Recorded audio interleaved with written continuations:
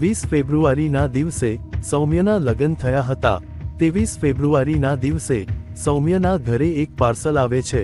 સૌમ્ય લગ્નની ભેટ સમજીને તેને ઘરની અંદર લઈ જાય છે, પરંતુ સૌમ્ય જેવું જ તે પાર્સલ ખોલે છે ત્યાં એક ધમાકો થાય છે અને ઘરની હાલ બેહાલ કરી નાખે છે।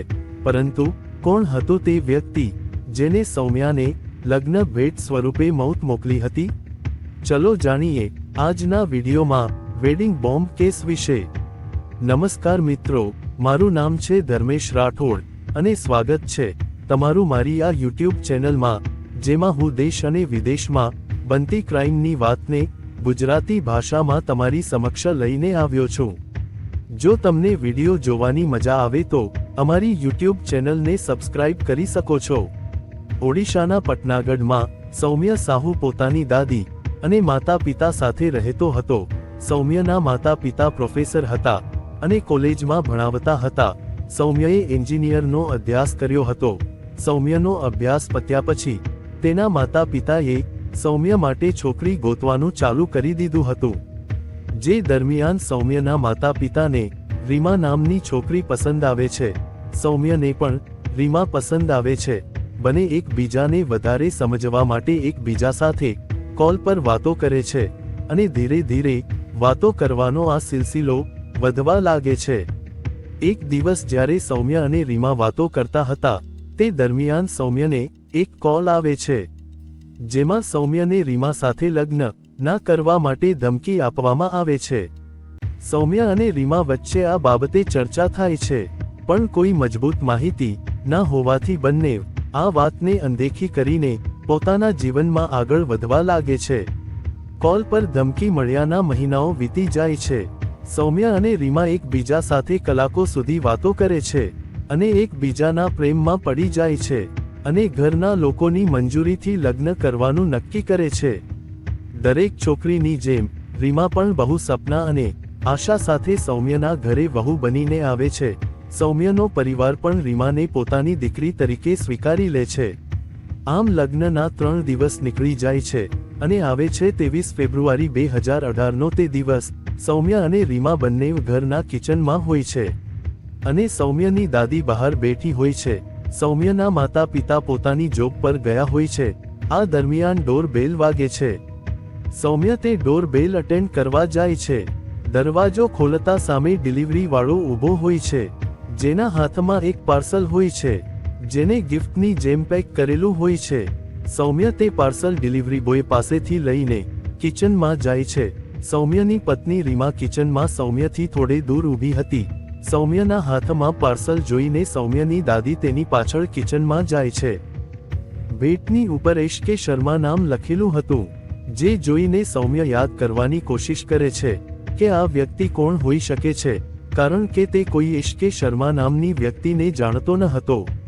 સૌમ્યની દાદી અનુમાન લગાવે છે કે આ વ્યક્તિ તેના પિતાનું કોઈ દોસ્ત હોઈ શકે અને તેમને સૌમ્ય માટે લગ્નની ગિફ્ટ મોકલી હશે અને સૌમ્યને તે ભેટ ખોલવા માટે કહે છે।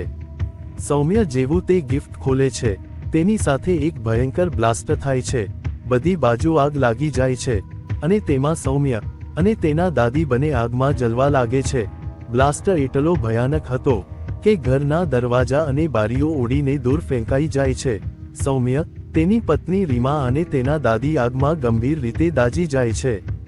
આજુબાજુના લોકો બ્લાસ્ટનો અવાજ સાંભળીને સૌમ્યને બચાવવા માટે આવે છે। આગમાં જલવાના કારણે સૌમ્ય અને દાદીની ઘટના સ્થળ પર મોત થઈ જાય છે, જ્યારે રીમા ગંભીર રીતે ઈજાગ્રસ્ત થાય છે। પહેલા તો લોકોને લાગે છે કે ગેસ સિલિન્ડર ફાટવાના લીધે આ ઘટના ઘટી હશે, પરંતુ જ્યારે પોલીસ તપાસ કરે છે ત્યારે તેમને ખ્યાલ આવે છે કે આ કોઈ સિલિન્ડર બ્લાસ્ટ નથી, પરંતુ એક પૂર્વ આયોજન કાવતરું હતું। પ્રાથમિક તપાસ કરતા ધ્યાનમાં આવે છે કે તે બોમ્બને સૌમ્ય પાસે એક પાર્સલમાં મોકલવામાં આવ્યું હતું। આથી સૌથી પહેલા તે ડિલિવરી બોયની પૂછતાછ કરવામાં આવે છે, જેને સૌમ્યને તે પાર્સલ આપ્યું હતું। તેની પૂછતાછ કરતા જણાયું કે એ ગિફ્ટ રાયપુરથી આવ્યું હતું। ઉપરાંત પાર્સલ તેની પાસે 20 ફેબ્રુઆરીના દિવસે જ આવી ગયું હતું અને ડિલિવરી બોય જ્યારે ડિલિવરી કરવા માટે ગયો હતો તે દિવસે ઘરે લગ્ન ચાલતા હતા, આથી તે દિવસે પાર્સલ આપ્યા વગર જ પાછો આવી જાય છે અને ફરીથી 23 ફેબ્રુઆરીના દિવસે તે પાર્સલ દેવા માટે આવે છે. શરૂઆતમાં પોલીસને લાગે છે આ કાવતરું રીમાના કોઈ પૂર્વ પ્રેમીએ કર્યું હશે, એટલે તેઓ રીમાની પૂછતાછ કરવા માટે જાય છે, પરંતુ રીમા સાથેની વાતચીતમાં કોઈ તેવા સબૂત મળતા નથી, જેથી તેવું સાબિત થાય કે આ રીમાના કોઈ પૂર્વ પ્રેમીએ કર્યું હશે. પોલીસ માટે આ કેસ ગૂંચવાયેલો અને જટિલ હતો. પોલીસ પાસે કોઈ સબૂત ન હતા કે આ ઘટના પાછળ કોણ જવાબદાર હોઈ શકે છે. પોલીસ દ્વારા પાર્સલ રાયપુર જે જગ્યા પરથી આવ્યું હતું તેની પણ તપાસ કરવામાં આવી, પણ તપાસમાં નિરાશા હાથ લાગી, કારણ કે પાર્સલ મોકલનાર વ્યક્તિને ખબર હતી કે તે જગ્યા પરથી પાર્સલ મોકલે છે ત્યાં તો સીસીટીવી કેમેરા નથી અને તેવી કોઈ સિસ્ટમ પણ નથી જેનાથી પાર્સલમાં બોમ્બ છે કે નહીં તે જાણી શકાય. પોલીસ દ્વારા 100 કરતાં પણ વધારે લોકોની પૂછતાછ કરવામાં આવી. રીમાના નાનપણથી લઈને હમણાં સુધીના બધા જ રેકોર્ડ ચેક કરવામાં આવ્યા.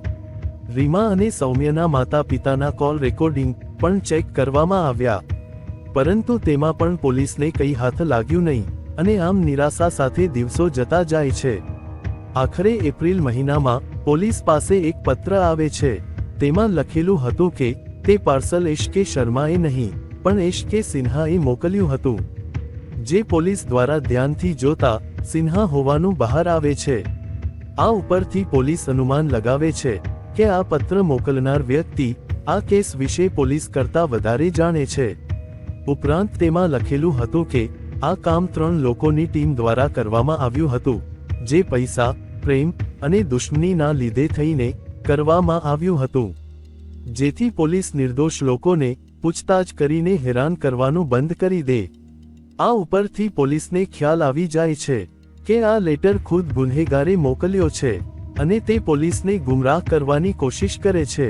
જ્યારે પોલીસ પત્ર સૌમ્યના ઘરે તેના માતા પિતાને બતાવે છે ત્યારે સૌમ્યની માતાને આ પત્રના હેન્ડરાઇટિંગ પર શંકા થાય છે. તેની વધારે ઇન્વેસ્ટિગેશન કરતા તે હેન્ડરાઇટિંગ સૌમ્યની માતાના સહકર્મી પ્રોફેસર પુંજીલાલ મહેરના હોવાનું બહાર આવે છે. મહેરની પૂછતાછ કરતા તે બહાના બનાવે છે. પોતે આ બાબત વિશે કશું જાણતો નથી તેવું જણાવે છે. પોલીસ મહેરની વ્યવસાયિક દુશ્મનાવટની વાત અને કોલેજ રાજનીતિના વિચારો પહેલેથી જાણતી હતી, આથી તેની સખ્તાઈથી પૂછતાછ કરતા મહેર પોતાનો ગુનો કબૂલ કરે છે. મહેર પોતાનું ખોટું નામ અને સરનામું આપી પાર્સલ સૌમ્યના ઘરે મોકલાવી દે છે. તે દિવાળીમાં વધારે માત્રામાં ફટાકડા ખરીદે છે અને તેની મદદથી બોમ્બ બનાવે છે. ઉપરાંત તે રાયપુરમાં એક કુરિયર શોપમાં જાય છે જ્યાં સીસીટીવી કેમેરા અને સ્ક્રીનિંગ મશીન ન હતું. આમ તે પોતાના આ કાવતરાને અંજામ આપે છે. મિત્રો, અમારો આ વિડિયો બનાવવાનો હેતુ કોઈની લાગણીને દુખાવવાનો નહીં, પરંતુ ફક્ત મનોરંજન આપવાનો છે. આભાર.